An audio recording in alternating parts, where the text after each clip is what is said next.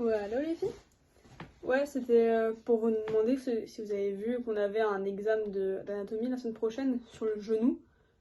Et le genou, je sais pas comment il est composé, où il est, ou même qui c'est, le genou. Donc c'était pour savoir si vous pouviez m'expliquer un peu. Parce que vraiment, je pense que sinon je vais me ramasser à l'examen d'anatomie et ce sera vraiment pas cool quoi. Donc voilà, est-ce que vous pouvez m'expliquer? Ah cool alors, bah j'arrive tout de suite. À toutes!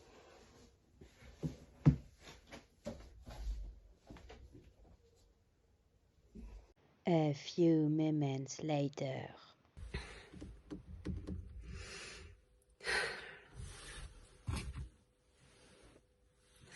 Ouais, allô les filles? Ouais, là il y a des bouchons sur la route, du coup j'arriverai pas à vous rejoindre à temps, on va dire. Donc faut trouver une autre solution pour que vous m'expliquiez. Donc voilà, vous avez des idées? Ah ouais, une vidéo ça pourrait être pas mal, c'est vrai. Du coup vous me l'envoyez dès que vous pouvez? Comme ça vous pouvez bien m'expliquer. Merci.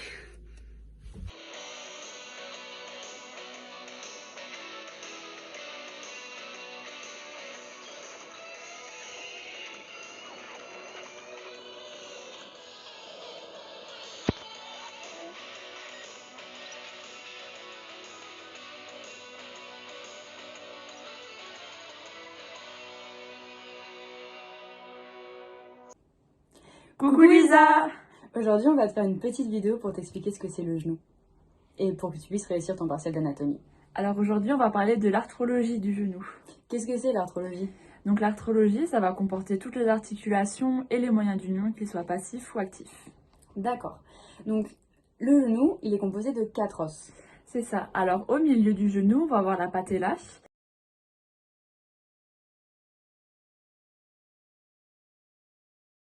Et au niveau de la cuisse, le fémur. Et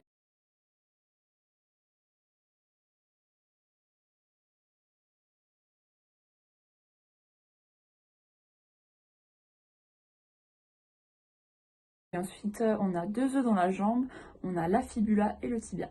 Et la fibula était anciennement appelée le péroné, mais il a repris son nom latin.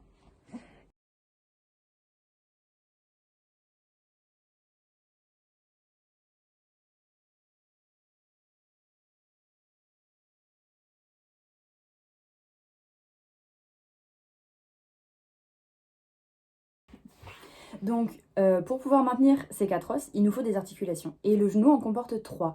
Il a une articulation fémoro-patellaire et deux articulations fémoro-tibiales. Alors l'articulation fémoro-patellaire, c'est une articulation trochléenne, c'est-à-dire à 1 degré de liberté qui fait de la flexion-extension. Et c'est une articulation qui va être entre le fémur et la patella. Et donc les deux articulations fémoro-tibiales sont des articulations entre le fémur et le tibia, et plus exactement entre les deux condyles fémoraux, donc du fémur, et les deux plateaux tibiaux, du tibia. Et on dit qu'on a deux articulations parce qu'on a deux condyles et deux plateaux, donc on a deux articulations. Donc c'est une articulation ellipsoïde à 2 degrés de liberté, ce qui lui donne deux types de mouvements, la flexion et l'extension et la rotation interne et médiale.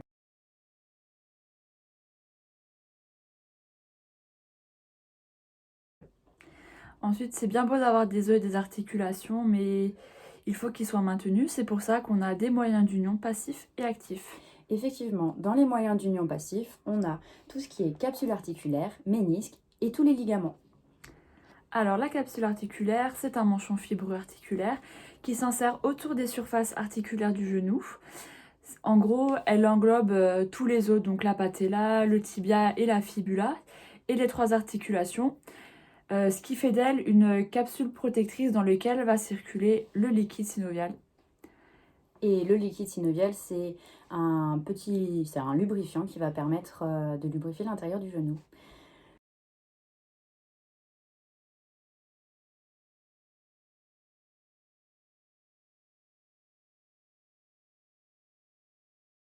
Donc pour continuer, on a les ménisques. Les ménisques, c'est des petits coussins qui se trouvent entre les condyles fémoraux et les plateaux tibiaux, et donc qui se trouvent au milieu des articulations fémoro-tibiales. Donc ce sont des petits coussins amortisseurs, comme dit avant, qui ont 3 fonctions. La première, c'est qu'elle augmente la congruence, donc la stabilité de l'articulation. Elle va aussi augmenter la lubrification, mais elle va aussi permettre la répartition des contraintes.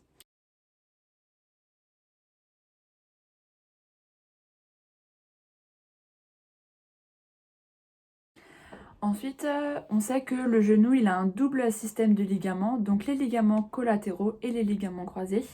Et dans les ligaments collatéraux, on a encore 2 types de ligaments. On a le ligament collatéral fibulaire et le ligament collatéral tibial. Donc, dans les ligaments collatéraux, comme l'a dit Emma, on a le ligament collatéral fibulaire et le ligament collatéral tibial. Donc, comme son nom l'indique, le ligament collatéral fibulaire va s'insérer sur le condyle latéral du fémur et va se terminer sur la tête de la fibula. Donc, c'est un ligament entre le fémur et la fibula. Et il va permettre de stabiliser latéralement le genou.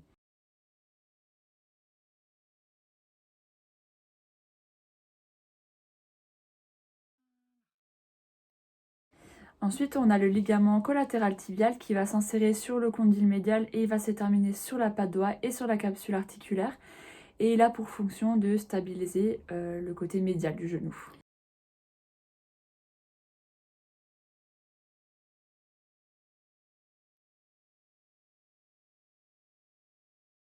Ensuite, on a les ligaments croisés. Donc, on a 2 ligaments croisés. On a un ligament antérieur et un ligament postérieur. Le ligament croisé antérieur, il va être tendu de la face antérieure du tibia vers l'arrière du fémur, sur la face médiale du condyle latéral. Et le ligament postérieur, lui, va être tendu de la face postérieure du tibia vers l'arrière du fémur, sur la face latérale du condyle médial. Leur rôle, ça va être d'éviter le mouvement de tiroir, c'est-à-dire des mouvements de glissement du tibia par rapport au fémur d'avant en arrière. Quand il n'y en a plus, il y en a encore. Il y a encore le ligament de la patella. Donc, les ligaments de la patella, ce sont des ligaments qui vont venir du dessus de la patella et du dessous pour venir la fixer au complexe articulaire du genou. Donc, c'est un grand système de maintien qui va permettre la stabilisation de celle-ci. Promis, c'est fini.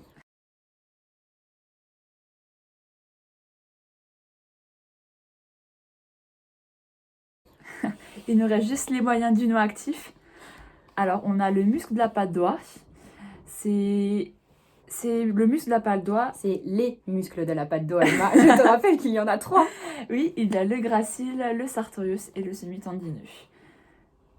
Et en gros, les ligaments collatéral tibial va venir s'insérer sur la patte doigt. Ça, on l'a pas mis avant parce que c'était un peu compliqué.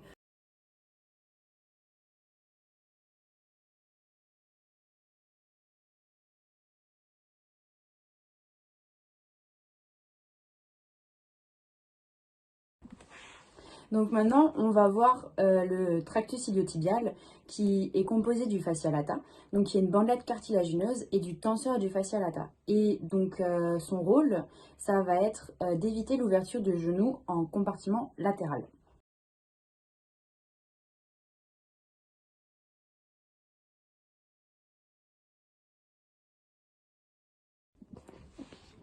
Après, on a les tendons du quadriceps sur la face antérieure. Donc, on va voir le vaste médial,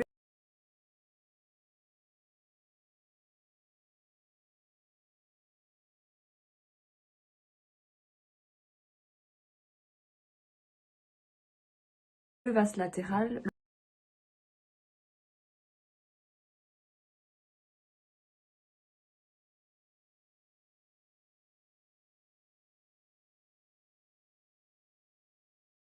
le vaste intermédiaire et le droit fémoral qui est le plus superficiel.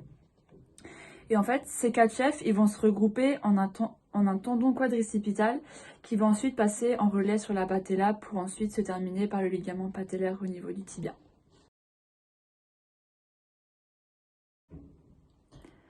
Et le quadriceps, il va assister le ligament croisé postérieur dans la lutte contre les tiroirs postérieurs du tibia par rapport au fémur. Et pour finir, on va parler des ischio-jambiers. Donc le groupe ischio-jambier est composé du court et du long biceps, du semi-tendineux et du semi-membraneux. Et donc ce groupe de muscles, il va assister le ligament croisé antérieur dans son rôle de retenue du plateau tibial pour éviter tous les phénomènes de tiroir antérieur. Voilà, donc on a fini notre petite vidéo. J'espère que on t'aura Bien aidé. qu'on t'aura aidé à comprendre tout ce que tu n'avais pas compris et que tu réussiras au mieux ton partiel. Voilà, allez, salut! Bisous Lisa.